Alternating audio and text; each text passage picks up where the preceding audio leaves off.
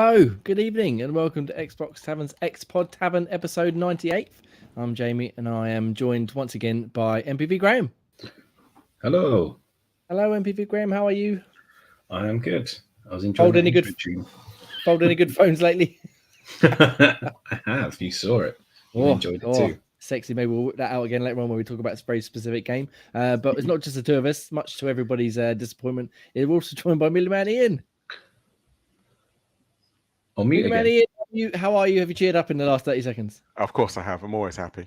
And the glue that keeps us all together, Scottish Gruff Ross. Hello, Scottish Gruff Ross. No ladies' favourite Daniel this week. He's out a bit under the weather, I believe. So we'll, wishes to you, Daniel. But you're going to miss out some wonderful chat, including some news on Ian's favourite franchise, Gears of War. Yeah, boy. So it was the 16th anniversary of the original Gears of War a few days ago, and there were lots of bits and pieces tweeted out by various people, but the main one was from Netflix, who are adapting Gears of War for a feature film and an adult animated series. That's literally all the news there is. It was just tweeted out. They haven't given us any details on casting or if it will be like an anime, like a anime style thing, or if it would be more realistic animation type thing, or any. They really need better terminology than adult animated series. Well, I mean, you know, who doesn't want to see Marcus? That's for sure. Marcus smash Dom's back door in, eh? But so this is obviously very exciting. I'm just looking at this story on the Hollywood Reporter, who said the announcement comes along after. Oh fucking hell! Get me words out. Start again. The announcement comes after long months of negotiations in a competitive environment, with the streamer nabbing the rights and partnering with Coalition, game developer behind the franchise. They said grand ambitions for the title, and a plan includes first adapting the video game into a live-action feature film, followed by an adult animated series. Kinky. If everything turns up roses, more stories could follow. Again, no details at all, but there's been lots of fan speculation on who they'd like to see play Marcus and Dom and Baird. And sure, it's Batista, isn't it? I mean, Batista's number one, surely, because he's been calling for it for ages, and he actually came out and was like, "Yeah, I'll make this simple for you guys." Yeah, I think he was speaking to when Gears 5 came out. He was like, "I'd love to play Marcus Phoenix," and then they actually put him in Gears 5 as like a DLC where you could replace what's his name? What's the guy who does the voice? He does Bender. Who? The Bender? Joe DiMaggio or something. Yeah, DiMaggio. Yeah, Joe DiMaggio. He replaces his whole character with Batista's likeness and his voice. Yeah. Okay. I didn't really. I only played it for a little bit because I much prefer the original Marcus, but he is probably a shoo-in for Marcus Phoenix. But does anybody have any opinions on Dom, Coltrane, Baird, or even Carmine, who they'd like to see get killed off within the first hour? I think the voice actor and the mocap actor for Cole should just be the actor, Lester Spite. He should be the guy that does Cole. Yeah, he's a big fucker as well, isn't he? He's an ex-American football player and ex-professional wrestler. Dom, John Bernthal. Yeah, I've seen a lot of people. Yeah, people throwing him around. And then Clive, that would improve him anyway. That'll make Dom slightly more likable. Cliff Berlin, the actual guy for the original Gears, he said for Beard he wants to see Ryan Reynolds. I was like, I can't see Ryan Reynolds doing a Gears film. Yeah, I think although I think his character might suit Baird. Yeah, I think he's not quite too big. He hasn't got the girth about him, as it were. No, even though Baird's the smallest of the four. Terrible wording. But surely they can for the adult animated film. But true. I was thinking for Baird, as much as like 5 years ago, probably would have fucking slapped myself in the face. I think John Cena might make quite a good. Cena, I've seen Cena being put out quite a lot for Baird. I've quite enjoyed him in. You can't have Batista and Cena in the same film, though. Wait, no, you could have the full lot of wrestlers. You could have Batista. You could have Cena as Dom. You could have. I mean, they've got to be in it as well because they were in. Yeah, the Rock. They were in the Gears 5 as well as multiplayer characters. So they've got to have the New Day in there at some point. And then on Coltrane, Terry Crews, maybe. Yeah, Terry Crews, or again going down the wrestling route, someone like Bobby Lashley, or I've lost myself now. But I was thinking Brock Lesnar as well, possibly for Baird as well, because I think he could be quite funny. It's a fucking big beard. He's built like a brick shit ass as well. That's a big ass beard. But has Brock got any acting chops. I think he'd surprise people. I think he'd be quite entertaining as Baird. But again, whether he might be too big, like you said, for I can't fit in this suit. So obviously that's sort of casting the live action lot. This is a film, however, whatever. Would you guys want to see it retell the story of like the first game, so or I think tell a what side they're saying story? is, I think it's a precursor. I think it's Marcus's story to do with why he's in jail. I was going to say, how he ended up in jail at the beginning of the first game. Sorry, and I know we haven't played it yet. We're spoiling the beginning of the first Gears. Oh, start my off God, in jail. him And is it That's Don it, breaks I'm you've going down? to play it tomorrow as well. Yeah, but no, that'd be interesting because I don't think they've ever revealed how what he was in jail well, for. Was it? yeah, they did. That was what was that not what Judgment was about? Was that not nobody why remembers Judgment? But was he not basically court-martialed because he disobeyed a direct order from the higher-ups, and that's why he got court-martialed for it? Possibly, but they could have chose a better vector for it than Judgment to reveal such a big story moment. So I think I'd quite like, like you said, a precursor or sort of like a small precursor and then leading into the first game and sort of retelling some of the bigger moments from that. Yeah. I don't want them to jump straight to where we are now and bring, you could bring Kate into it, Ian. Oh my fuck. She's got a headache. God. I don't know if you realise this, but she's got a bit of a headache. She can't sleep. Oh, I struggle to sleep. Oh, close your fucking eyes, bitch.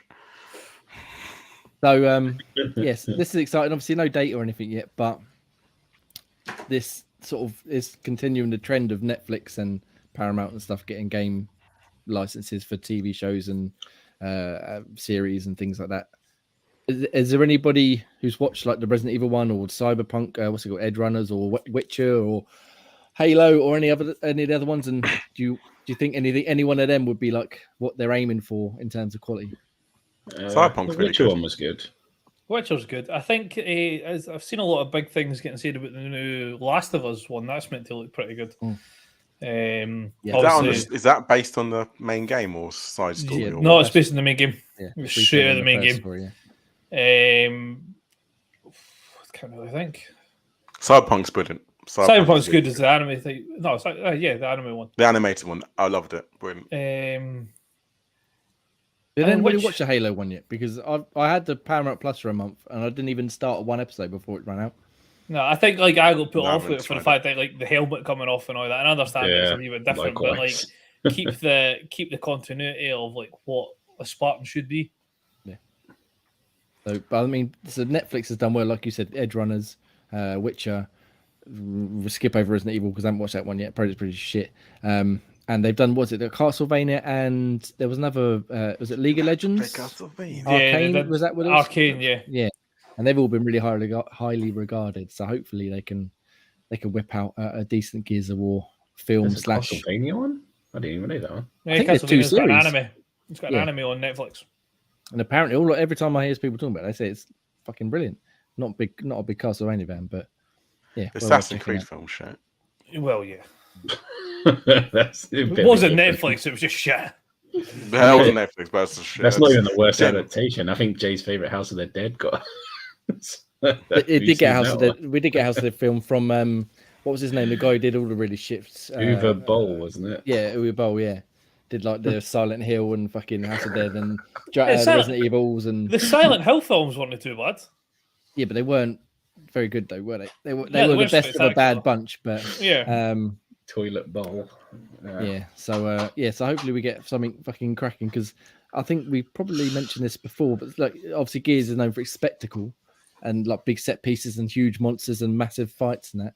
If they can get something like that along the lines of I don't know, like the Marvel films, like really high end, like CGI, massive fucking Brumax and Lancer battles and all sorts of shit, I think we could be in for a good fun time. No, it'd be spectacular.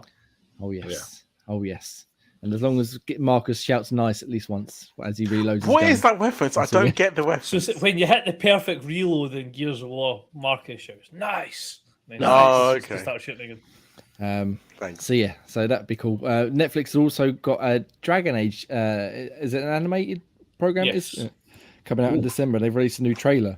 Has anybody had a chance to watch this and any thoughts on it if they have? Silence. Cool. I didn't bother watching it because I'm not really interested. But it says here, according to streaming company Dragon Age Absolution will be released on December 9th, so not long to go. As is Netflix typical policy, all 6 episodes of the series will release on the same date. I mean, you could effectively watch it in one day.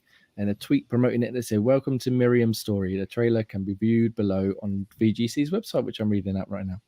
Obviously, you can't review it below right now because you're not reading it. Anyway, and the description for the show reads, with great power at stake, a group of mages, fighters, and thieves go head-to-head against a sinister force possessing a dangerous artifact. This animated series is created by, Margaret Scott, writer of Justice League Dark Apocalypse War, if that makes anything to anybody. No. So I mean, again, I haven't actually watched the trailer because I'm not all that interested. I'm sure special guest Pete has. He's probably sitting there going, "Why didn't you invite me on to talk about this?" But I had no idea it was coming out. I didn't know it was a thing, to be honest, until this afternoon. So that's pretty cool. And if they knock it out of the park with this, then I'm even more hopeful for the Gears of War adult anime. I'm going to keep calling it that, the adult animated series. Adult animation. So Gears of War, excellent. Dragon Age, excellent. Hopefully, one day they'll do a decent Resident Evil, and then everybody will be happy. But we'll see. Right, let's get Ross into some more conversation, shall we, Ross? I understand you like a bit of Mass Effect. Do you like? We all like a bit of Mass Effect, but I get the hint that you probably enjoy it a little bit more than the rest of us. A little bit. BioWare and EA were celebrating N7 Day, which is always on November 7th. Ta-da! And celebrate Mass Effect, all things to do with it. And they included a sneak peek at some upcoming artwork for the new Mass Effect 5, as well, along with some progress updates. But I'm going to read their quote very quickly, and then you talk, Ross. One day when we're ready, we'll have more to share on the next Mass Effect. So thank you for being a part of a journey exceptionally exciting for the team, and we'd love to continue sharing glimpses of what we're working on with you in the future. There's not really much in regards to. I mean, that's probably about as much of an update as. Yeah, that's all the game. Jesus. Like, we're not ready to give you an update, but when we can give you an update, we'll give you an update. Yeah. So we're still working. Promise. So here's a picture. Oh, the same picture before. Here's a picture. Here's a video clip, and here's some voice of Liara talking to somebody. What's all this new stuff about then? As limited is there anything in there that you can glean from it, or anything to catch your eye? So basically, question before we start. No, go for it. Why is it 5 and not 4? Because Andromeda was technically 4. But okay, fair enough. Yeah, it's not a very good reason, but that is the reason. That's just what they're calling it as well. They haven't actually called named it might not be 5. Okay, fair enough. So I thought it'd be 4 and Andromeda was a spin-off, but if they count Andromeda as lore, it's just the pure Xbox here. They're just listing it as that because it's technically the fifth Mass Effect game. That's all. There's no official name. Anyway, Ross, sorry, carry on. So what they've basically said from it is, if you look at the video type clip that they put up, it was a static video almost. There was a couple of like spaceships flying around, but you couldn't really see much else apart from it. What they were saying is that's a unique shape, really. You've never really seen a Mass Effect really that looks like that. So it could be what they're classing as like a deep space, really. That's the only place that they've not really done. And that'll link how you get from the Milky Way in the original trilogy to the sort of Andromeda system, which they obviously introduced in the last one. And that'll explain a bit more than that. Then the voice that went with it was a sort of garbled transmission, which people have deciphered, and it's Liara talking. Can't remember exactly what it says word for word, but basically it's something to do with like the stake. Yeah, something at stake and deceptiveness of the human race. And it's basically hinting that although the destroy ending in Mass Effect 3 was the canon ending, that it might not have actually destroyed all the artificial intelligence. So it sounds like that's what it's hinting at least.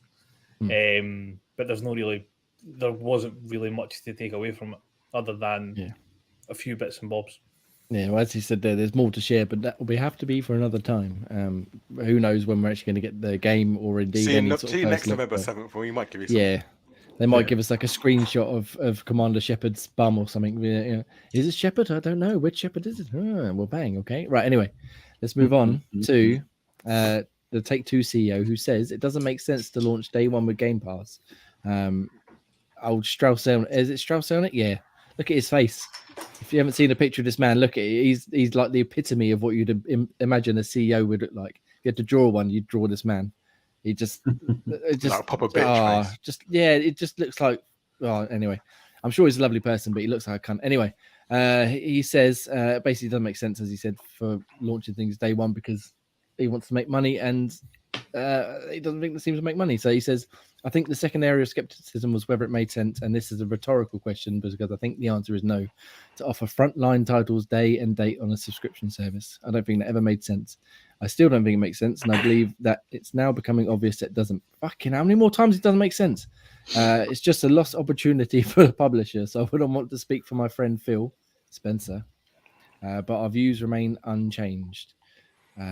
So I mean, they've obviously put games in Game Pass, but way after the fact. Do you think he's talking out of his ass, or do you reckon he's got a point that like, I mean, obviously lots of games launch day one, but someone like Take-Two can obviously afford to launch games at full price and sell them for 15 years at full price, no problem. Perhaps he makes more money that way, but still, surely getting it in front of millions of people day one on a service like that makes sense in some respect. I can't really even think he Take-Two games. I'm proper mind blank. Well, I mean, it's GTA, it's Red Dead, it's I mean, that's it really. Well, it's very simple. It's different companies, different models. Not everyone fits the same mold. Yeah, because I see what else Take-Two do. Just sort of pull it up. But isn't the whole point with their launches on Game Pass that they're sort of subsidised for that? Oh yeah, they get a pocket out of it. Yeah. Yeah, so can you imagine? Microsoft makes it sound like he's losing out on it. Yeah, can you imagine though, if they put say GTA 5 on Game Pass day one, the amount of money they made selling it, Microsoft would have to stump up a fucking lot of money to put it on Game Pass day one. And it's only normally they normally have it a year chance, so you have it for a year, maybe a year and a month. I think normally, because normally you see it leaving Game Pass like a year after it's been released. Yeah. But Take-Two are fucking just want money, don't they? They don't care. Yeah, well, again, looking at old Strauss's face here, he's exactly the kind of guy who goes, "How much money am I going to make? Not enough, right? More, okay, all right." Oh, there we go. So let's just remake a game and not do any changes whatsoever, and just. Yeah. I've just had a look at like the series that is brought up. So BioShock have not had a game in ages, so we'll dismiss that. Borderlands 3 and Wonderlands Tag didn't do anywhere near as well as maybe could have if they were in something like that. Civilization. Still got my shelf, never played it. Yeah, Civilization, I suppose you could say it sells well on the PC. GTA is always going to sell. Mafia, the last game was shit. Max Payne, they haven't had a game in ages. The NBA 2K series, it's pay to watch adverts in the game. PGA Tour 2K picked up off the golf club type games. Fantastic set of games, but again, put it in Game Pass. Tons more people will pick it up and play it. Red Dead will sell. 2K, this is about the first time they've had a good game in God knows how long. WWE. Yeah, and XCOM is the series that come up on their Wikipedia. And you're looking at it and going, mine is GTA and Red Dead, which are under the Rockstar bonnet that'll sell regardless. You haven't got like blockbuster games that everybody will run to pick up when you release them day and date. Yeah, I mean something like WWE or even the sports side, PGA or something that would make sense. Surely being day one Game Pass. I mean, I would have played it if it was day one Game Pass this year because I really enjoyed. Was it last year's one I played? I think it was last year's. Yeah, it was really good. Yeah, I mean, obviously, as you said, Ian, different strokes for different folks, as it were. But I think to dismiss it entirely is foolish. But again, you wouldn't put GTA and Red Dead on there straight away because there's no way Microsoft are going to stump up the cash. But it's good for those indie guys who need that extra exposure, and it helps them get that exposure they need. But this guy's just a wank in a suit. Yeah, but he didn't surface any good argument other than saying it didn't make sense in about 4 different ways. Yeah, it doesn't make sense, but I'm not sure if it makes sense. However, it might not make sense. Just cares about money, and he knows Yeah, well, yeah. I mean, I suppose that's his job, but there's a point where you've got to balance it. What's good for the business? What's good for the gamers? What's good for his sixth mansion that he's got to build? We look at that picture, and he looks like a proper wanker. Yeah.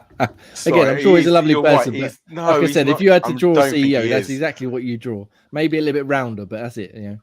He's definitely paid a few people from having sexual harassment cases against him. Allegedly. Anyway, slander. Right, let's move on, shall we? Ross, you mentioned WWE 2K. Proper sex post face. 22, sorry, I'll stop. Which is a really good game this year, and one I'll pick up when they add the Bray Wyatt DLC, which hopefully will come soon. But a very quick side note.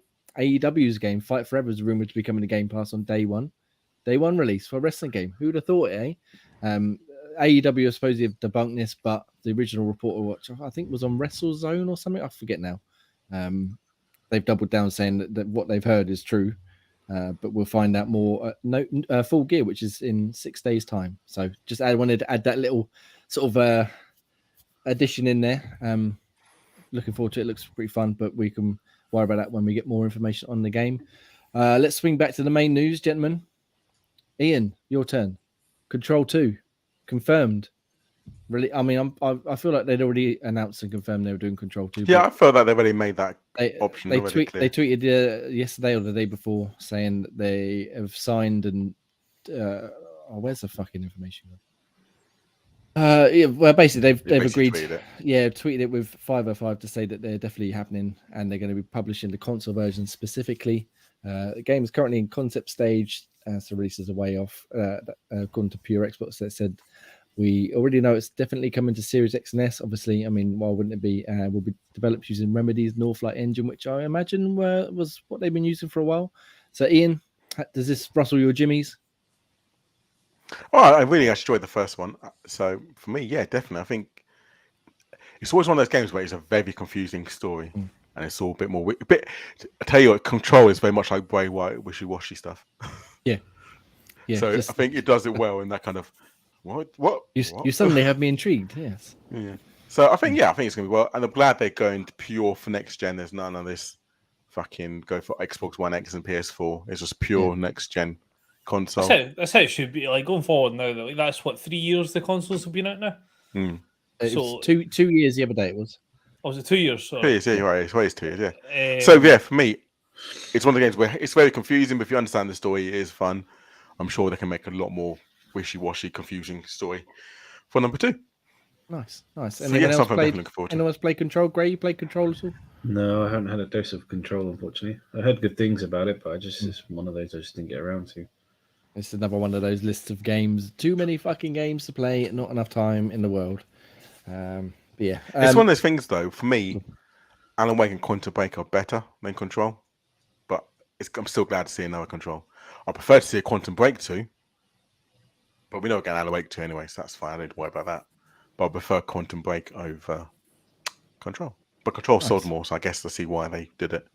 Yeah, I think they got a lot more love as well, didn't it? I did play Quantum Break, but I didn't get very far. I fell off. Quantum Break is good, but I think what let Quantum Break down was people were, I guess, very confused the fact that it had a game and then you had like a FMV game in with it. So everyone's been like, okay, I'm watching a movie now for 30 minutes whilst I'm picking what I need to do. Yeah, I don't even think I got to many of them, to be honest. I just didn't enjoy the feel of it. But then I've never been a particularly big Remedy fan, so that's probably more on me. Outrageous. I know. Do we want to talk Activision Blizzard again? Not until we've got more info. Not until it's moved on a wee bit more. The only thing I do want to bring up is my PlayStation. Yeah, the play. Let me find his name here. Ricardo Cardoso, the deputy head of unit what title? Deputy head of unit interinstitutional. I'm not reading that again. An outreach at the governing body of the CMA, the European Commission, of whatever it is. He tweeted out basically. Let me find it now. They're working hard. The commission's working hard to ensure you will still be able to play Call of Duty on other consoles, and then in brackets, including my PlayStation. And then he went on to say some shit about controllers having wires and updating their stock pictures. But he got properly torn apart by most people because they're like, hang on, you're supposed to be impartial. But you're tweeted out this saying, I want to be able to play Call of Duty on my PlayStation. I think it got a little bit blown out of proportion because, I mean, it's just him being him, I guess. But it doesn't look good, does it? No good for the cheap. It's a bad look like that, yeah. I mean, someone, Chris Scullion on VGC did some digging, and this guy supposedly has nothing to do with the merger, but he obviously still works there with people who probably are to do with the merger. And it's already been a bit iffy where they've come out and put out statements that sort of have been like, we want to make sure Sony's okay. What about Microsoft? No, but Sony. We've got to make sure Sony are okay. And now he's tweeting this, including my PlayStation. I thought it was a funny little... stupid little thing that a lot of people got very angry about. probably a bit too angry about points. But anyone got any opinions on my PlayStation? I mean, like I say, I don't even want to start. It's not a good look for some that's like a person that's sort of not in charge, but as part of the sort of group that is deciding about $70 billion venture, and this guy's sort of like, well, what about my game and how am I meant to play it? It doesn't look a particularly good look, and it just sort of sums up what everybody's saying about, or certainly with the Xbox side of things, like this is just Sony fanboys looking out for themselves, and that's it. It's not whether or not it's going to hurt the gaming business. It's just butthurt fans going, oh, but what about me? Except this butthurt fan is in a position to possibly affect things. Yeah. There was quite a lot, like Jez Corden and Paris Lilly and Jason Schreier stuff were giving him shit quite rightly, and they were saying, are you going to talk to Sony about all the exclusive PlayStation stuff they've got with Call of Duty, all the skins and maps and stuff, and timed its silence. And the only thing he's come out and said was, I've got nothing to do with the investigation. I'll just work here, kind of thing. Conveniently, it wasn't me. You don't want You're not having to do with the commission now. Yeah. You've had a word in the office. I'll be surprised if we see many more tweets from him in the next few months. I think it's all just clickbait shit. Because end of the day, Microsoft wouldn't be doing this if they didn't think they'll win it. Yeah, and they've got the best lawyers. They've got the best loopholes. They'll pay you to get it. It's going to happen, no matter how many times they put a spin on it. Yeah, it's going to happen, and people just need to kind of finally just suck it up because it's going to happen. Yeah. The only people who really are dead set against it seems at the minute are these guys, but again, they're never fucking happy, are they? Putting stuff like this out isn't going to help, and having everybody else say yes and them saying no, it's sort of like, well, tough shit, basically. You sort of outnumbered, but we'll see. Again, we don't want to get too much into it. We talk about every fucking week, and it's not actually going anywhere yet. So, I just thought that was a funny little side note to them. The big story of them actually opening an in-depth investigation, but it's all boring nonsense. Just get it over and done with, and fucking move on. Right. Well, that's all the main news this week, gentlemen. Anything else you want to bring up before we get into the side ones and move on? No, cool. Thanks all. No, no one. So I've already mentioned the AEW Fight Forever game coming to Game Pass Day 1. The only other quick hit we want to do is 343. I finally added campaign co-op, Forge, and some other multiplayer bits and pieces of new Battle Pass to Halo Infinite. They released it, I think, 2 or 3 days ago as part of their Season 3. And it's all looking up. I mean, they could possibly still do with a bit more of a boost. Hasn't inspired many people to go back to it, I don't think. But at least some of the stuff on Forge looks amazing for what they've managed to do with that already.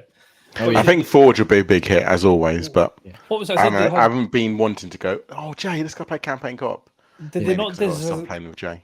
Did they not design a full other game in Forge? Can't remember what it was, but basically they had built another game inside the Halo. Yeah, they do loads of shit. They do, I can't remember which game it was. Yeah. Well, they've done. It's like the community have done creations of like PT and Doom and stuff like that. But apparently, 343 have also been using it to build new multiplayer maps. It takes them about 5 months. I listened to a podcast the other day. They said to build a full multiplayer map. But then the beauty of Forge of the past has been, like you said, making different game modes, different game types, different games altogether. And while Forge never grabbed me necessarily, it did give us things like Griffball and different takes on capture the flag and bases and stuff. So maybe this will give us something exciting to go back for. Maybe, possibly, probably not, but maybe. Yeah, everybody sound well excited. I was waiting for a rapturous. Yes, Halo! I can't wait. Because they haven't been wanting to play the co-op mode campaign yet. Said something. Yeah, it is a shame how hard we've all fallen off because I was really enjoying it for that first month or two, and now it's just. Yeah. I think it got to the point where I was enjoying it, and then I took maybe a 2, maybe 3 week break. Yeah. I went back on it, and I was just getting more angry than I wanted to. So I was like, I'm done with this. Like, when you're getting sniped and just bullshit happening constantly, it's like, you lose the fun because you have to keep playing. I definitely think we need to jump in as a 4-person team and play some campaign co-op. Even if we don't play the whole thing, we need to play at least a couple of missions. I think I'm not even that far in the main campaign. I think just landing in the open world bit. Yeah, we need to explore that open world and do some bases and stuff. But That's for, again, if we could just take a chunk of time, freeze it, and just play all these games we've got to catch up on. Sorted. That'd be nice. Cool. All right. Well, that's about all the news that we've got to bestow upon you this week. We've done well. Thank you very much for listening so far. We love you. And at this point in the show, I like to submit myself to Ross for a good plug-in. Again, Jay, have you not been sufficiently plugged week in, week out? Once a week's not enough. I need to just make sure it's regular. Increase the plug-in. I don't know if I could cope giving you so I know you're a bit hungover, but I believe in you. I've not hit the hungover yet. I've not fell asleep yet. I'm sorry. I know you're still a bit drunk. Yes. Where will I start? I'll start with Insert Coin. Xbox Tavern 22, £5 off orders over £50. Nice to see Ian rocking the merch. But this top is fucking far too big on me now. So. I can't see from here. What's on there? It's Duke and Pong. It's Resident Evil. It's a fucking Duke's and Pong. I was like, why has he got a Resident Evil t-shirt on? It's Resident Evil, Jay. Is he not allowed to wear a Resident Evil top? I'm just surprised. Look at it. I'm just surprised he had one on. That's all. Ian, round of applause. It's like he's getting annoyed. I'm the only one allowed to wear Resident Evil merchandise. How dare you, I was like, why the fuck would Ian be wearing Resident Evil top? It must be something else. But no, you've done me proud, Ian. Baby. You've done me proud. Just for you, Jay. Just for you. Even though it's too big, just for you. Discord, link in the show notes. Come join us, blather away about games, test your guess the game. Yeah, test your knowledge of. I keep forgetting to do it. The one today, I think that's just a new game, isn't it? Fairly recent. Fairly new, yeah. So I was looking at it now. What that is. Where am I? Socials running along the bottom of the screen. So you've got your Facebook, YouTube, Patreon, TikTok, Instagram. You can get us all the regular places. All written reviews can be found up on xboxtavern.com. I'm sure Jay will have a list of ones that have went up this week later on in the show. Yeah. Apple and Spotify podcasts, if you could jump over there, rate us 5 stars, put a wee comment underneath saying where you are, what you think of the show and things like that. It helps us get into more people's ears. And last but by no means least, patreon.com/Xbox Tavern. So if you want to support us with your hard-earned cash, that would be entirely appreciated. And shout out to our superstar supporter Beth. Thank you very much for your ongoing support. Thank you, Beth. Thank you for keeping the show up and running. And that is you, Jay, well and truly plugged. You know what? I've never had that game in my life. I mean, Ian, outrageous. Don't spoil it for anyone, obviously, in case they missed it. But I mean, Ian, what are you doing? Guess the game. Guess the game. Anyway, speaking of. No, that's a terrible segue. We're going to get into that was terrible. I don't know what you're doing there. Oh, I threw myself right off. Right. Our segment that we usually do at this point has ended now. So we're going back to community questions. So if you've got any questions for us, hit us up at Xbox Tavern. While Twitter's still a thing, or Discord, or email us. You can find all the links and stuff below. Probably Discord's a better idea before Twitter disappears in the next 72 hours. So, send us a question or comment or anything you'd like us to read and discuss on Le Show, and we shall do so. This week, special guest Pete comes in hot, as he always does with the good questions. Based upon our first news story, he says, what gaming series would you like to see get the Netflix treatment? So I'm going to go to Graham first, because he's picked some pretty solid answers that I didn't really think about. Graham? Yes. I picked one of my favourite sort of games of all time, the Fantasy Star Online series.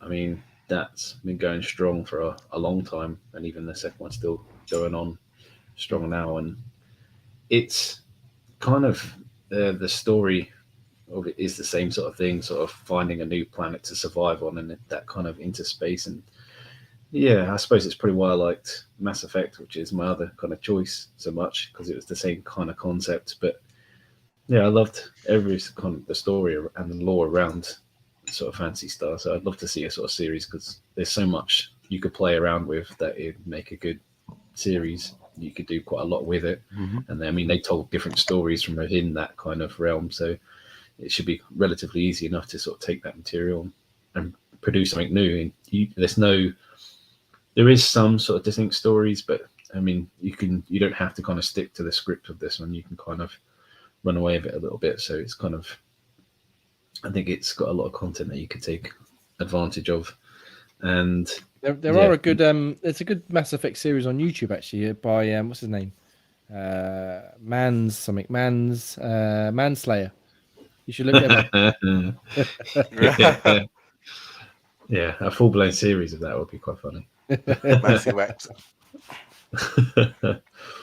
But yeah, that and my other choice would be the Wolf Among Us, the Telltale series. That was such a great sort of story and play for as a game that if you took the playing out of that and refined that bit more, it would make an awesome kind of TV series to sort of follow through kind of the same sort of detective work and bringing in the different fairy tale characters. It could be opened up quite a lot, and yeah, I think that could be pretty awesome too. Following that adult animated style of Gears of War and like things like Castlevania and Edge Runners and stuff. Yeah, I think a fucking Wolf Among Us one would be pretty banging. Have you tried the Netflix version of what's it called, the Minecraft one? Where I know you have to place it, like to choose your own adventure type thing. I think I've done a. Oh no, it's the Telltale version of their Minecraft story. Yeah, I did a bit of that. I didn't play into that. No, I haven't done Kids love it. They love playing for it, choosing all different options and that. So even if they were to put something like that on there, with I mean, obviously it's a bit more adult than Minecraft, but yeah, so that'd be pretty cool. Nice, good choices, sir. Good choices. I think Fantasy Star would be interesting, but they'd have to have someone with a frying pan playing Burning Rangers as they run around, smacking people in the face. The memories. I love that sound. All right, Ross. Yes. If you're still with us, tell us all about your choices that you'd like to see get the Netflix treatment. So, as Gary was saying, oh god, that'd be horrible. It's like just Ted Lasso, isn't it? Just watching spreadsheets over and over. Exactly, just pages of spreadsheets just going past the screen. No, as Gary was saying, Mass Effect, I think like you've got fucking 5,000 different things that you could do with that. Past, present, future, whatever race you decide to pick and explain their storyline. So you can go wherever you want with that. And then in a similar sort of vein, the Elder Scrolls series, not in any one particular sort of area like an Oblivion or a Skyrim type idea, but just the Elder Scrolls world in general. Again, you've got tons that you could do with that. Tons of different races, the story about all the Daedric gods, or even if you just keep it more political and just talk about like the races within the world, the sort of the Elder Scrolls universe and how they interact with each other. Very Game of Thrones type idea. Yeah. And then the only one that I did put when I first put the list up and then took it back out because I remember they are bringing it out as Fallout would be the only other one I would say, but we'll get to see that shortly. Yeah, I mean, that would be a good template, like you said, for something like Elder Scrolls, where, as you said, they just explore the world, not just one area. And there's so much lore and stuff in the games anyway. They could take even just individual side stories and make them episodes themselves, pretty much. So yeah, that would be awesome. Definitely, you'll be excited for an Elder Scrolls series or a film, or not a film. It'd definitely be a series, I think. Yeah, 30 episode saga, oh, Christ, 3 hours long. Ridiculous. You can stretch on a bit. One episode all about rolling cheese wheels down a hill. Ian, hello. Tell me all about your choices that you'd like to see Netflix do the thing with. Well, for me, obviously, it'll be my classic kind of favorite franchises always. Obviously, may want to be Hitman. I mean, the films they did weren't that great. No, that'd be good to see an actual proper storyline. Was any of the Hitman's films good? Wasn't that Bowl as well, wasn't it? No, what's his name? I don't remember the guy's name, but I meant the guy who directed it, one who did all the shit other stuff. I'm sure it's the same guy. Anyway, Karen. Was it? Oh, fair enough. But yeah, I mean, you can get a better adaptation of that, and that'd be pretty good. Also, for me, classic, which would be, I think they could do really well, especially with CGI, would be Dishonored. Ian wins, right? Thank you, Ian. Oh, that would be, that would look good. That would look. So I think they can get some proper good stuff. Even if you did like because there's so many different characters in it, you could easily like a spin-off, or maybe like Dowd's story, or what's the girl, Billy. Would you do it as live action or animated? Either would work. That's the thing. Both would. Live action would be pretty damn good, but even I think like an animated style one would be all like cyberpunk kind of stuff. Yeah. That would just work perfectly because it would look quite good and beautiful. Plus, you can get a proper like kind of those kind of gory shots if you're doing like a stealth kill or using powers. So that'd be quite good to actually rip the body apart. That'd be quite nice to look at animated style. And of course, the classic will have to be Titanfall as well, or Apex. You know, they've got the kind of So obviously they've only got Titanfall. So they've got Apex Legends stories, which they do a lot of animated series anyway on YouTube. So that kind of does help. But it'd be nice to actually incorporate the Titanfall universe and see some Titans fighting each other. So for me, they'd be the main three I would definitely go for. Yeah, no, I'm definitely with you with Dishonored, and Titanfall would be interesting, especially like you said, if they incorporated Apex and Titanfall and sort of melded them. Yeah, meld it into like one proper story and actually kind of picked up more of their lore and stuff. Because they're doing that quite now. Everyone's got like a lore behind them. Each character's got a story of why they're there, what they're doing. So it'd be quite interesting. But I think for me, Dishonored would be peak. That would be the best one for me. That would be. I think they could get some. You've got me excited. I'm just waiting for that tweet now from Netflix. We've agreed with Arcane. That's print money. That'd be amazing. But for 3 of us anyway. And then everyone else like, what the fuck is Dishonored? Give it like 10, 15 like episodes down the line of the podcast, and then we'll hear something about it. It'll be like the whole StarCraft thing all over again. Yeah, well, you didn't say it, Ross. We're going to get exactly that's Mass Effect and Elder Scrolls. You should have said Dishonored. Yeah. It might come quicker now because Ian said it instead of me. Maybe. I mean, he's wearing a Resident Evil shop top. I'm throwing the whole podcast out. For me, I mean, they've basically done the ones I would want anyway. Some not so well as others, like Resident Evil and stuff. But I think something along the lines of Uncharted having a series rather than the film that we had would be pretty cool. Would you really? I'd like to see maybe some side stories, not necessarily with Nathan Drake, but like what's Sully that guy and that was in Elena the film stuff. that I didn't know? What, the guy who actually played? Yeah, Nolan North, the guy who actually plays Drake in the games. Yeah, he was on the beach, wasn't he? You're like, what are you doing here? Yeah, he'd have to come back and voice him, but something like that'd be pretty cool. I think just like it wouldn't have to be a long thing, just maybe 6-7 episodes. Dead Space have already done films, and I think they've done a small series of things with one of the games. I forget which one, but I'd like to see. Dead Space film? Yeah, there's a couple. There's I'm gonna have to fucking look them up now. There's one anime one, and then there's another one which I think was a sequel to that, but I forget the exact titles from the first one. Was really good. I really enjoyed that, but I'd like to see like a series like Edge Runners or again Castlevania stuff. Get more nitty gritty into the violence and the horrors of the Ishimura and all that sort of stuff. But the main one is the Wolfenstein games that have come out recently, the Machine Games one. Okay. That could be. That surprised me so much with how much I enjoyed the story of BJ and all the other characters in that. And you can get some terrible German acting though. Yeah, taking that sort of because it's quite adult, but at the same time quite light-hearted. Like they don't, even though it's very violent and very gritty, they still sort of put it in almost like a comical way. So I'd like to see that sort of spread out over an adult animated feature. And get some more of that because I really enjoyed the story in the recent Wolfenstein games. So, that would be my main pick. That would be very cool.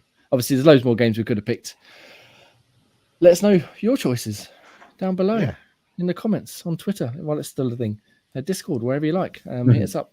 Tell us your picks and we can read some out next week. And likewise, again, if you've got any questions or comments or stuff you want to read, hit us up. That'd be wonderful. Thank you very much. We're going to miss some really obvious ones, aren't we? Like some like proper blockbuster type ideas. Oh yeah, no. Well, again, I was going to pick Last of Us already done, Resident Evil already done. Halo already done. Gears is going to be done. Ratchet and Clank has got a film already. Lake. Lake. Oh, Lake film, lovely. That'd be like. Why did you have to say it? That would be some fucking ASMR, really. Oh, just sitting there, just chilling out, watching it. Anyway. Hit us up. Let us know what you'd like to see in a TV show or a film by Netflix or indeed anyone else. Let's move on though, shall we, gentlemen, to Project Game Pass. Has anybody played Deathloop at all this week? Not this week, no. No. I well, have you played it since we picked it for our Project Game Pass? No. Cool. No. So completely eat it. Yeah. If you're not familiar with Project Game Pass, I'm fully in it. We pick a game from Game Pass. I'm giving the spiel. Pick a game from Game Pass. We play it for the month and then we discuss it at the end to give it a little rating and stuff goes up on the site. This month we picked Deathloop. As you just heard, none of us have played it just yet. I have played it on the PlayStation before now, but I haven't had a chance to go back to it this week because I've been so busy trying to do 10 ton of other things. But I fully intend to get to it at some point this week. It's a very good game so far. Very much enjoying it. Wonderful. Not quite as good as Dishonored, but still top tier Arcane goodness. So we shall we shall report back next week where hopefully at least one of us will have played it. But we haven't been playing Dishonored because we've been playing plenty of other games, including Ian. Go first, please. Just wait, please don't pick me first. Go somewhere else quickly. All right, Ross, tell me. I'll say Football Manager because it's the only one fucking I'm Graham, to say. So no, I've just been playing some FM23. I've been playing something else, but we're not allowed to talk about it on this podcast. You can talk about it if you want. We're a multicultural gaming podcast here. So, like I say, Football Manager, picked up the beta. I've started my main save, Pro Vercelli, which is an Italian third division squad. Who? Pro Vercelli. Don't ask questions, let him get on with it. Why? Who? Why them out of curiosity? So they won Serie A 7 times in a row, but their last title was in 1922. So it's been 100 years since they've won Serie A. So I'm planning on bringing them from the bottom right back to the very top. So that's my sort of challenge save for what I'm doing on Football Manager this year. And the only other thing I've played this week is God of War. And right, I have sunk in a stupid amount of hours in it. So we're obviously an Xbox podcast. I realise that. And we won't go too long. But tell me, is it as good as everybody's saying? Because I really want to play it, but it's going to have to wait till next year probably at this point. Visually, yes. Gameplay, yes. Story, no. Cool. I much prefer the story of the first one. Yeah. So I don't like some of the features that they've brought in. Okay. Well, we won't go too much more into it, but I mean, the story in the first one, I'm not really sure I could tell you what happened. I just enjoyed beating the shit out of things, and it looked lovely. So that's kind of a win for me there. Yeah. Good job, God of War, excellent. Looking forward to playing it. Again, we all like to play on all sorts of consoles here, except for Graham, but everybody else does. He does. I'm just checking. Graham, speaking of you, get onto the games you've been playing this week, please. PlayStation or otherwise. My PlayStation. So I'll talk about the games I'm reviewing first. The first one that I've been playing is Cobra Kai 2. Now, I've been playing the first one of this one, and although it kind of stuck to the series quite nicely with some of the characters in there and the way it plays, the combat was kind of the bit that let down. It's just that weird sort of clunky kind of layout. It was just not 2D, it is kind of 3D kind of fighting, but it just didn't lend itself very well. But it's back. It's very, very similar to the kind of first one. They have improved the combat a little bit. It doesn't feel as clunky, but there's so many different pickups and skill moves and stuff in there that it's just confusing at times. But like there's skill moves that when you hit it, it gives you a bit of health back. You hit it, it can either give you a bit more money, or you can get a bit more experience, or you can do a bit more damage. And so it's fun. I mean, I love the series, and this is almost true to it. There's random people that I don't recognize at all. There's one guy they used his actual name, and I've watched the series so much that I only know him as Dick Breath. I can't remember his actual name. Yes, I don't know his name. Penis Breath, that was it. Penis Breath, yeah. I don't know what his actual name is, but he's put his actual name in. It's like, no, that's Penis Breath. But obviously they couldn't call him that in the game. But the game, the story is just about kind of recruiting all the different sort of people that are in the series and some that aren't, either as staff or as to your dojo, and you can kind of train them all up as you use them, and you kind of have to keep them happy and they get perks, etc., before you sort of go into the main tournament. So it's all right. It's relatively true to the series, and just that combat could have just done with that smidgen more refining. It just felt odd at times. Sort of you just get hit when you shouldn't get hit, and some of the grabbing, and you keep getting hit whilst you're grabbing someone. It's just a bit weird. And you have like an ultra attack where you hit both the triggers, start to issue an ultra mode, but I don't know what it does. I don't know if it's supposed to make you more powerful, but it really doesn't feel it. Every time I turn it on, everyone just seems to get the upper hand on me. I don't get this setting at all. So there's a few wins and a few sort of losses in that kind of mode. But if you're a fan of the series, it's an all right kind of playthrough. The other one that I picked up was the Atari 50th collection. This is interesting if you were kind of around that kind of era, or you enjoyed sort of the OG kind of Atari games, because it's literally like us, basically. Huh? No, older. Like this is like more my dad's kind of era, sort of the old school Atari, because they literally have like copy the games back from the early 80s. There's like a football game. I can't remember what football it was. They don't even have goalies. It's just 3 players, like top, middle, and bottom. You just go left to right, and as soon as you get close to the goal, you just kick it, and it just goes in. There's no goalie to stop it or anything. Sounds like Football Manager. But yeah, but there's plenty of kind of games in there. Some of them they kind of have refined. So Arkanoid, as Ian was playing before, this one on Atari, it's called Crackout. But it's the same kind of game, the brick with a paddle, sort of hitting the ball, the blocks, etc. So it's got the OG versions of those and a sort of a rehyped version of those. It had a game that my dad always remembered from his youth called Yar's Revenge, and it took me probably about half an hour to work out how to play the game. It made no sense. Sort of. Remind me, because I have a feeling I might have reviewed like a remastered version of that recently.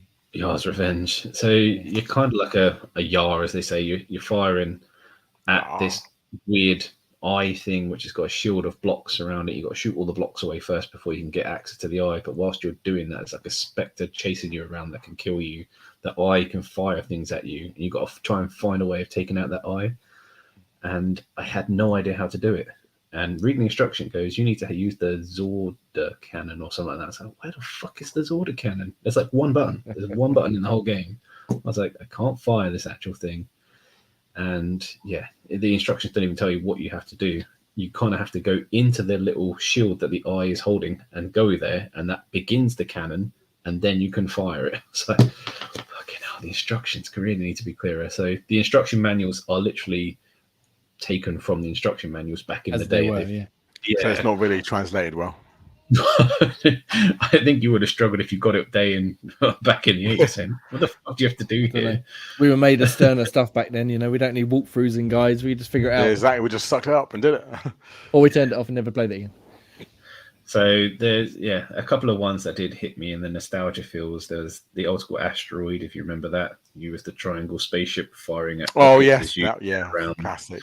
So there's a few variations of that, and but yeah, it's all right. That's what I mean. Modern day sort of youngsters will just go, yeah, this is way beyond me. This isn't fun at all, because they're just old school games where the imagination was key. So yeah, maybe for nostalgia feels, it might get some sort of attraction from the older generation, but it's like it hasn't really brought it forwards for a new generation to get some fun out of it. I know that they kind of played it in a way of looking at a museum, or like you're interactive with like a museum. This is how games should be, but it doesn't play that way. It doesn't play like this is how it was. Here's how you interact with it. It just, even when you go into the game, for some reason they made the start button the reset button. The amount of times I've played a little bit of fucking reset. That's annoying. That would it drives me nuts. They did include like a ROM save bit. So if you did get so far in a game, obviously they didn't have in-game saving back in the day. So you can hit the menu button, which is the back button on the controller, and you can save your progress where you were and load back into that. So that's kind of a nice touch for those back in the day who never had a feature like that. You had to play it in one sitting, and that was a lot. That's fucking remind me about the bloody Arkanoid game. Yeah, but this is good. I'll stop, and then no, it's gone. Yeah. Saving progress is definitely a must in this kind of day and age where there's so many different variety of games to play. But yeah, it's all right. I wouldn't say it's amazing. If you're into sort of Atari back in the day, it's definitely one to sort of tickle your nostalgia bones. Nice. Lastly, but not least, I'll touch on it after Jay's mentioning it about the Vampire Survival. I saw it pop into Game Pass. We need to discuss this game. Carry on. I just got into it saying, I know Jay was raving about this being a bullet hell kind of thing. I'm not usually my kind of thing. I do like the kind of roguelike thing that it was. And then I started playing, I was like, button's not doing anything, but it's fucking firing anyway. I was like, what's going on? I was like, oh, you don't press the button. Oh, I get it now. You just literally all you're doing is dodging. All the rest of it happens around. Oh, so it shoots automatically for you. It shoots automatically, and you have different weapons depending on your character, etc. And as you level up, you see the blue bar if you're watching the trailer go across the top. That's your experience bar, and every time you level up, you get to pick out of like 4 or 5 different perks, or 3 to 5 different perks, and they could be different weapons or a stronger version of your weapon, etc. Yeah, it's all randomized, isn't it? And each time you level up, you can either level up one of the things you've already got or add another weapon to your arsenal, but depending on what random things you get. Yeah, so the bits they're showing on that trailer now are like way further. It's going to take you a long time, kind of like a Hades kind of style. You really have to sort of find your feet and sort of build your way up. As you sort of play through the game, you earn coins, and that coins you go into the store and buy upgrades to start off, a bit better each time. So you've got a bit more chance of lasting that bit longer to get a bit further, to get more coins, to unlock more upgrades at the start, as the cycle, as a roguelike generally is.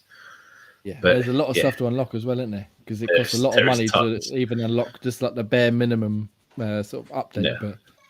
But yeah, for a game that's literally just you moving the left stick, it's surprisingly addictive. Yeah, it's so much fun.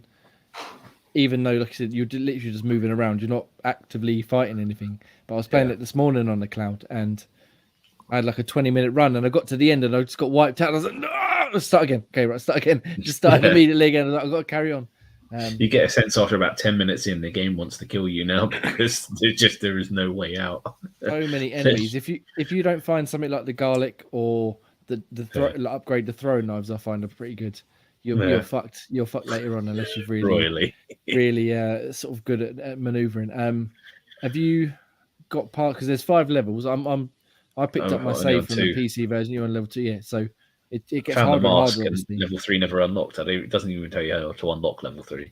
I think in order to get level 3, you have to beat either level 1 or level 2. I imagine level 2, you got to do something stupid like last for 20 minutes or get a certain amount of score.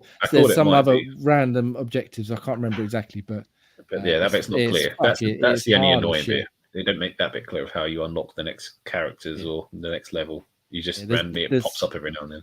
There's lots of guides and stuff online to follow, because you can also, I don't know if you reached a point yet where when you get to a certain point you can upgrade 2 weapons and they effectively become 1, and then they become even more powerful. So you can buy like the magic wand with something else, and it just makes it even more explosive. But you got to upgrade both weapons fully. So you got to just keep upgrading them 2, and then sort of ignoring everything else, because all the levels have only got time limits on it. And so level 3's only got like a 30-minute time limit. So if you don't get to the end of it or fulfill whatever objective before, then that's it. You've got to start again. And it's fucking tough, but it's so much fun. So much fun. I was tempted to sit here while you were talking later on and just start a little game and just see if I could get very far. It's such, like I said, one button. I was sitting there, last night eating my dinner, one hand playing. So good. It's so good.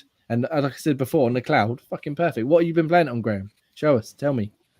Have you got it loaded up still? Have you closed it down? No. I've shut it all down because I'm not ready to use it yet.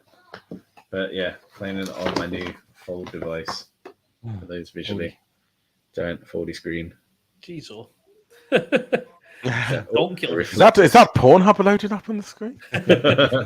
Yeah, watch it on the whole tablet mode. But yeah, I have been. I had a quick go in the cloud just before we started today. That's what I was playing on it just to test it out. So good. As I think Jake said in our like private chat and stuff, it needs touch controls because all you're doing is moving around. It would be perfect for just a quick.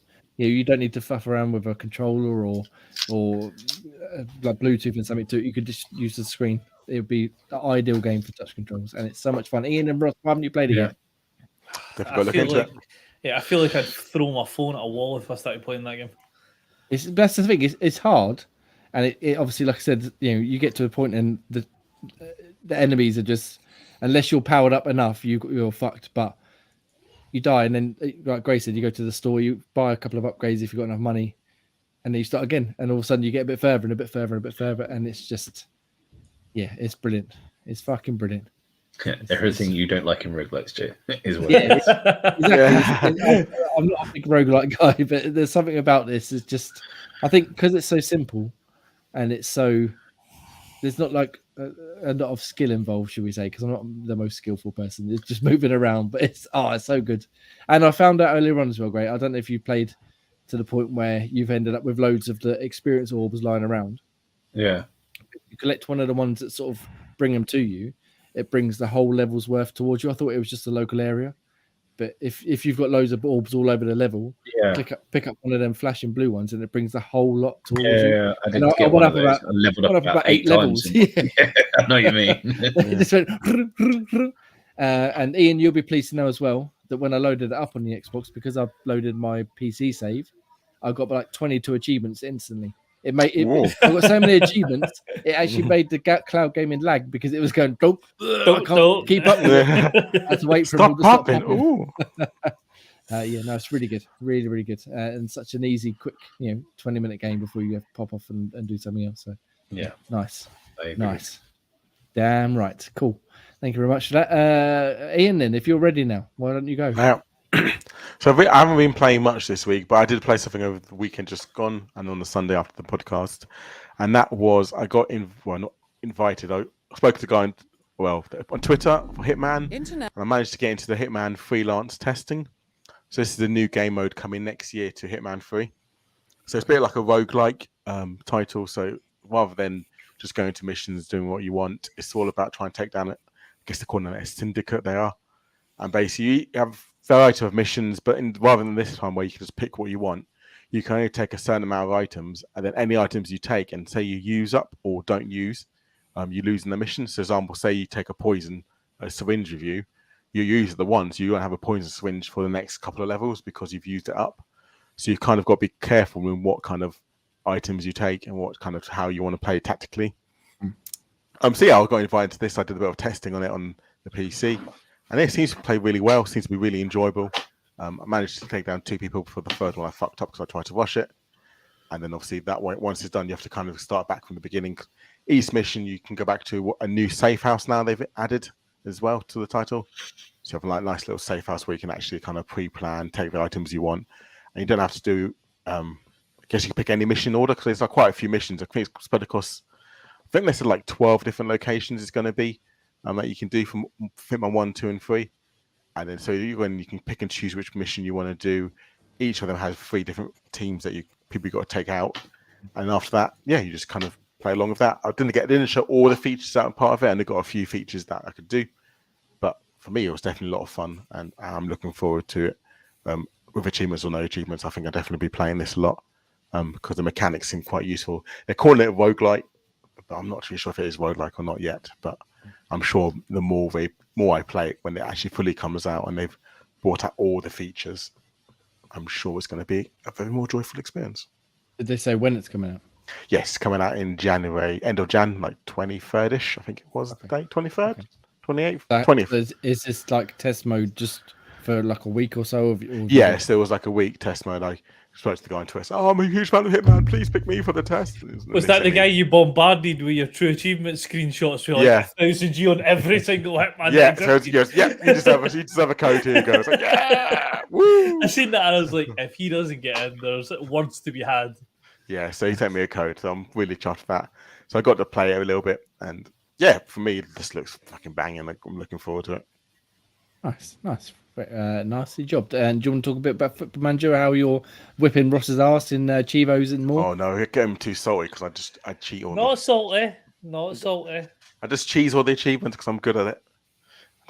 Don't play I'm proud to be helping you cheese the achievements in Football Manager. Thank you, Jamie, for helping me.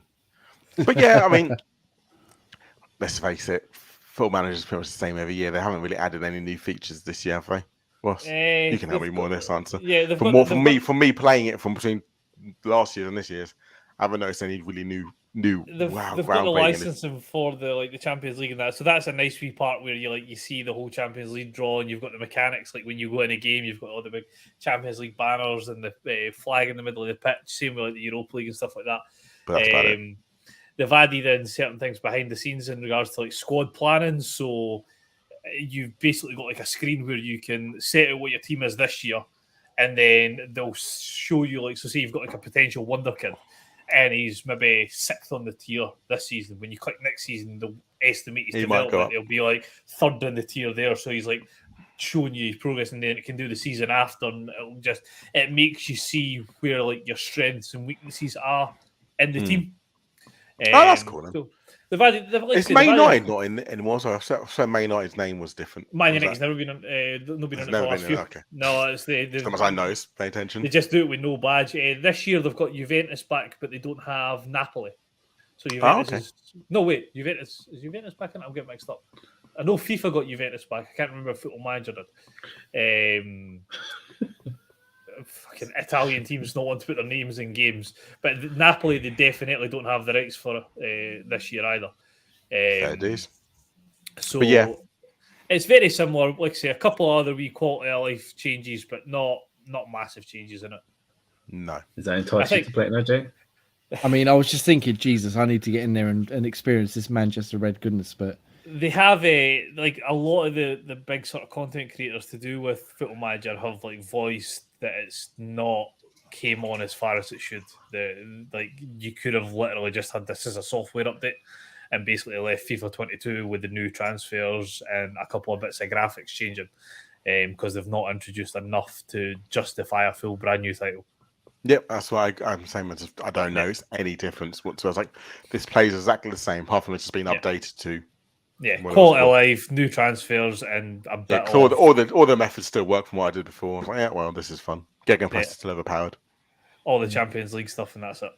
I suppose that's like probably true of sports stuff as a whole, really, isn't it? Like you just need that base game and then yearly updates. Pretty much, yeah. Until you get perhaps every 5-6 years bring out a new base game and then go from there. It's kind of hit a ceiling. What more can you add? And that's true. What more can you add to a football management game? There's not really much different. What else can you really do? What they're saying is like things that they could improve on is like the actual match engine, like the visual side of it, make it look nice to watch. Like because the visual engine is that bad, I don't actually watch it in 3D. I just watch it in 2D, like subutial counters moving all over the place. Because there's no point of using the 3D match engine because it looks shit. So they said bring that up to a more. Nobody's asking for like FIFA level graphics in the game because obviously a lot of people who play it, run it on laptops and stuff like that, won't be able to process that. But at least make it look a bit nicer. Have like the stadiums look like what they should look like in real life. Have like better quality of strips on the players. Have the players' likeness looking, although it's a bit further out, like. Have them looking at least somewhat like the player you would expect to see. But yeah, there's not much they can really add to other than getting things like the deep dive side of like training and scouting. If you want to add in like contract negotiations for like sponsors and stuff like that, you could add that in, but that's moving away from the manager side of it. Have they considered adding chainsaw guns? No, I feel like that would be a red card. Depends if you get the ref first, there's no one to give a red card, and then it's fair game. Then that's a good point. They should allow you to like pay off players and stuff. Hey, take a dive. Yeah, like a corruption simulator. In it. Yeah, exactly. That would be fun. I mean, basically, the FIFA body, like No, I was going to say the way it's gone, FIFA is pretty much running that way anyway, so it would be true to life at least. Yeah, exactly. Right, I'm going to ask you one more stupid question, which I probably shouldn't ask. Isn't the World Cup starting soon? Yes. Which is another thing that a lot of people have complained about, that international management in the game is woeful. Is there nothing in the game to do with the upcoming? You can do international management, but it's pretty much.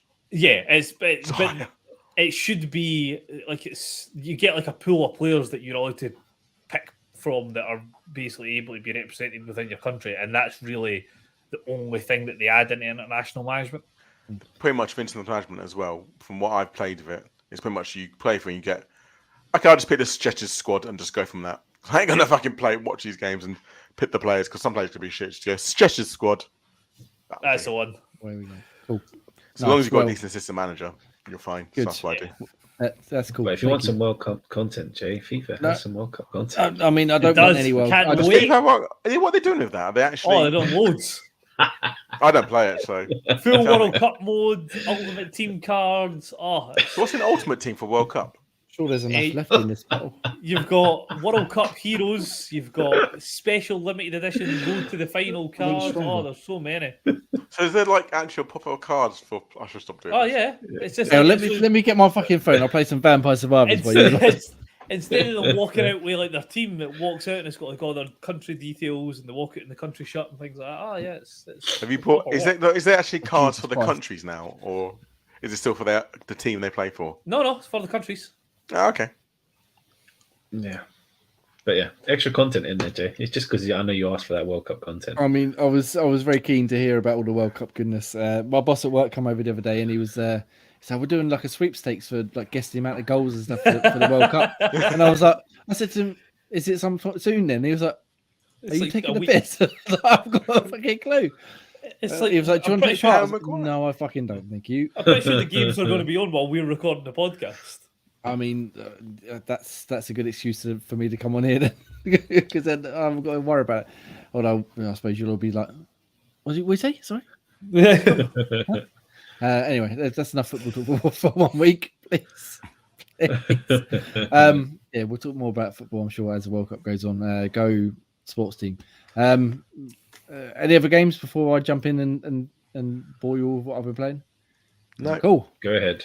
Well, me and Graham played The Pass Within, which I believe Ross has also played, which is a co-op puzzle game that is pretty decent. Co-op. Actually, I was surprised how much I enjoyed it. Like we played it, Friday night.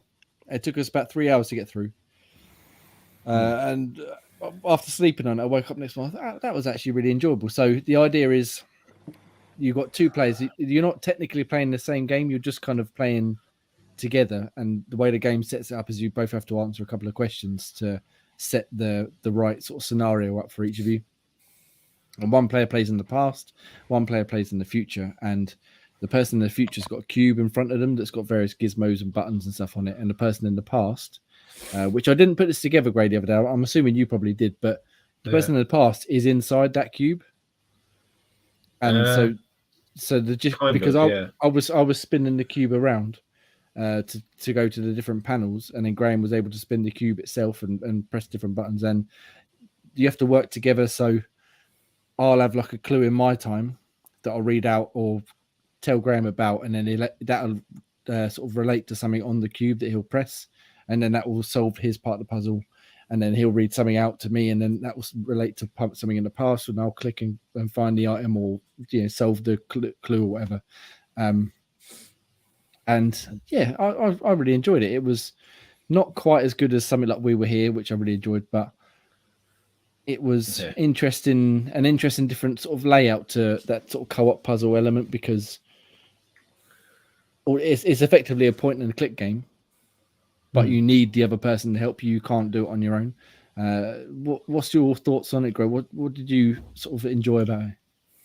I thought it was quite clever that you were connected without actually being connected. As you said, all you do is you pick the same kind of intro bit, and that allows you to sort of have a setup that works with each other. So you're not physically connected to each other's game. You just set up the same way, like you're reading from the same book as such. So it does play out in the same way. I thought that was quite clever. As expected, you completely damned me on one of them with your bloody hot acid as you're falling asleep playing through it. Yes, I mean, I was without getting into it, it's been a long weekend. I was absolutely shattered by the time we started it. Ian's muted, but I'm sure he's trying to give me some shit. But I was excuses. Yeah, I had that where I completely whiffed the fucking puzzle. It was staring me straight in the face, and I just could not see it for love nor money. But then same fucking things happening here, Jay. I keep reading out the same code, going back to the same bit again. We're going round in circles. But then we had the same thing with the other code that I read to you, and I was like, I've got no other clues here. And you were like, I don't know what to do. And then you were that like, was the game being a dick. No, you can't. No. No, because you have to go to the computer screen. It says, has the person in the past completed this bit? And if you don't click enter on that bit, then it goes green. Okay, it's completed. I was like, he should be confirming that, not me. Exactly. We were going around in circles. It's like, nothing to do. Oh, okay, I had to confirm each of them that he'd done each of them before it would process on to the next bit. But yeah, that was my whiff, but my whiff was nowhere near like yours. I was like, Are you sure one of the acids shouldn't be hot? There was one point, I think it was when we were stuck on your part, where I literally like my head was just like rolling back. I was like, so tired, I just can't. I've got to carry on. But we ended up finishing. Like I said, it's really good. Really enjoyed that sort of co-op puzzle element. There's a second mode. It's like Bee and the Butterfly, is it? Yeah. And we played on the bee, if I remember rightly. And if you go through as a butterfly, it's a different set of solutions and stuff. So I'd be interested to see what that looks like. But Ross, you said you played some with one of your friends as well. I haven't played it yet. No, we've got it installed on the iPad to play, but we haven't had a chance to jump into it yet. Okay. So so I'll be very interested to see what you think once you've actually got onto it, because I've really enjoyed. Like I said, we were here, and what was it? Escape Academy we played for Project Game Pass. It was. Escape Academy. And I've really enjoyed that sort of co-op puzzle thing where you both got to work together, and this was just another example of that. So yeah, very good.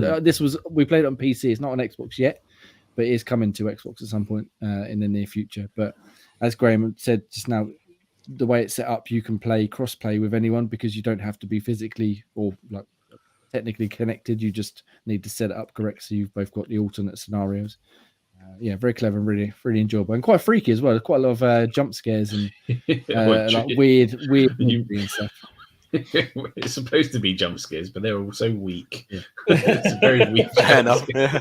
I was like, he's just popped up right on the screen, but I was like, not even a rah, just a right close to the screen. I was like, yeah, I could see that coming. It's not scary, but the story itself is a bit creepy. Yeah, it's supposed to carry on. Apparently, that this developer Rusty Lake have made several games, and it's sort of like they're all tied together. But you wouldn't know that unless you'd obviously played the other games, and it's all a bit odd and bizarre. But yeah, really enjoyed that co-op puzzle experience. So definitely check that out on PC if you can. It's only a couple of quid as well, I think. So well worth a pickup. And the only other one I've been playing, another puzzle game, but solo this time, the Entropy Center, which is a first-person puzzler in similar sort of style to something like Portal, but the hook here is you solve the puzzles in reverse. So if you're watching the trailer now, you can see you've got like a gun, and when you aim it at certain items, it basically reverses time for up to 38 seconds. So weird number. Say a bridge has fallen down, you aim at it, and it'll sort of bring it back up and put it back in place, and then you can walk across. Or you walk into a room and something falls towards you, and before it crushes you to death, you grab it and you reverse it, and it goes back up, and you sort of can walk past safely. But it also is used for, again, if you're watching the trailer now, there's cubes and stuff, and you pick up the cube, and as you move it around, that second counter counts up until you get to the maximum, and then once you've finished like moving it around, then you hit it with the gun, and it sort of reverses what you've just done, and so you've almost got to solve the puzzles backwards. So if you've got two switches, say one opens a door and one opens a bridge, or one lifts a bridge, for example, you've got to put it on so it opens the door first, then the bridge, and then reverse it so that it opens the bridge and then the door so you can go through. And it's quite trippy to get your head round, but I'm quite enjoying it so far. I think I'm only on chapter 6 or 7 out of, I think it's 15 chapters. But it's pretty clever. I'm finding that some of the solutions are a bit rinse and repeat at times, because there's an element of sort of physics and like mixing up to it, but effectively you figure out what the puzzle is and you just do it backwards, and it's not too much in the way of like proper getting stuck or proper like logic. Is more like, well, there's a button there, so I got to press that one first, then that one first. Okay, right, let's just pick it up and carry it around. But I am enjoying it, and I definitely want to see how they improve or add more elements to it the further on we get. But you're saying it's a bit samey. It's so far, a lot, because there's some puzzles. The whole idea is you're in the Entropy Center, which is it thrives on people solving puzzles to create energy, which then undoes real world events. So without spoiling too much, early on, the Earth gets destroyed. And the whole point of this Entropy Center is to undo things that destroyed Earth, so they can go back and then tell people, in 20 days, an asteroid's going to hit. So you've got 20 days to figure out how to stop it. But when you're there, it sort of destroys the Earth, and you've got to then build up the Entropy Center to undo what's happened. But they only rely on the puzzles that you're solving. everything else, like I said, bridges collapsing or things falling down and stuff, is all just additional stuff that doesn't result in that. But yeah, the puzzles themselves are very samey so far, because like I said, you're literally just pressing a couple of buttons but doing it backwards and then reversing your sort of process. But it's good. It looks good. Apparently it's only developed by one guy as well. It definitely looks like a multi-team effort. That does look for one person, one man band. It looks really good, and the story is quite funny as well. There's one point, again, not spoiling too much, but you have to pick up a cube and throw it, and your little AI companion goes yeet, and the woman's like, "What did you just say?" And it goes yeet. It means, and she goes, "I know what it means. Don't say it again." And it's like, okay, deleted yeet from my my glossary of terms. Yeah, but yeah, it's quite funny. It's quite interesting, but hopefully it gets a bit more varied later on, because, as I said, for now it's sort of a bit repetitive in terms of solving the actual puzzles as well. It does look like one thing I do want to try. So yeah, definitely give it a try. At the very least, it's well worth a look. Yeah, that's about it, because time is our enemy and we haven't got enough time to play all of the things we want to play. Anyone else got anything else want to bring up before we get on to the sort of final segments of the show? No, that's about everything I've yeet ticked off my book. Yeah, yeet. Yeah, yeet indeed. Let's yeet ourselves to the final section. So, as Ross alluded to earlier on, our sort of main part of what we do here at Xbox Tavern is write reviews on xboxtavern.com. We've had several go up, including Ian's Arkanoid review, which he gave a 6.6. Fuck, took you about a week to put it up, though. Give me time. I'm a busy man. And I get bullied for it, I'll give you a week. I know. Mr. Daniel reviewed Warhammer 40,000 Shooters Blood and Teeth, which is I previewed earlier this year, I think. Quite a fun little 2D thing. Gave it 7.5. Corey reviewed Dems Fighting Herds, which is a 2D fighter with like cows and horses and all sorts of weird creatures fighting. And we've also got Bones of Halloween by Graham, who reviewed that. Gave it a 4.2. I played some earlier on, Greg, to get those Chivos that I needed for my rewards. It's not very good, is it? I didn't say this. I mean, it's incredibly basic, and I probably would have enjoyed it a bit more if I could invert the controls, but I couldn't, so I had to struggle through trying to. How many times did you try to zoom in to find aim then? I didn't, because I knew it didn't work, so I just literally just did the bare minimum I had to do to get the Chivos, and I was out. But invert the controls. JB Proud, right? I was showing my father-in-law how to play Minecraft, and he had to invert the controls. Don't do it. Good man. I've always liked him. I've not met him yet, but I've always known he was a good met man. him once at the wedding. Well, yeah, probably, but that was a long time ago. You were hammered as well, longer. Exactly, yeah. But yeah, go check them out. We've got plenty more reviews coming up this week. I've written another one for Pass Within, and I've also got a few more that are scheduled for the week. So please do check them out, and we'll go from there. So if you don't want to read our reviews, which you should, obviously, because they're wonderful and everybody's lovely, but we want to play games instead, that's a much better use of your time, I think. So if you want to play games that come to Game Pass, Ross, what's coming out this month, please? An irrelevant. Well, we'll go for ones that just came out the last couple of days. So, some irrelevant title called Vampire Survivors. That Wonderful. came out the 10th. Flight Simulator 40th anniversary was November 11th. Pentiment, which I think is the big hype game for this month, November 15th, as well as Somerville. And then last but not least, we've got Gungrave GORE on the 22nd of November. I'm very excited to jump into Somerville in a couple of days, because we all like a bit of Limbo and Inside, and this is from some of the people who created that, and it looks very good. Reviews will be out very soon. Obviously, it comes out in a couple of days. And I'm hearing good things so far, so we'll go from there. I've not played it yet, but looking forward to jumping in. Ian, it's not all good news though. Things are coming, but things are also going. Tell us. Yes, sad time. Things are leaving. So we've got Art of Rally, Fae Tactics, Next Space Rebel, One Step from Eden, Superland, and Subnautica. They're all leaving very, very soon. So as you're hearing this, you've got about a day and a half to play them. So get in there at least, like I said last week. At least Superland. You must play that. It's fucking awesome. Graham, yes. People who aren't cool, down with the kids, getting the games with Game Pass and the Game Pass Ultimate. They've got games with gold. Tell us what they can pick up for free this month. Well, you've got Bomber Proof for the next 2 days. It ends on November 15th, so pick it up before that disappears. And then you've also got Praetorian's HD Remaster from November the 1st to the 30th. And Dead End Job comes available on November the 16th to December the 15th.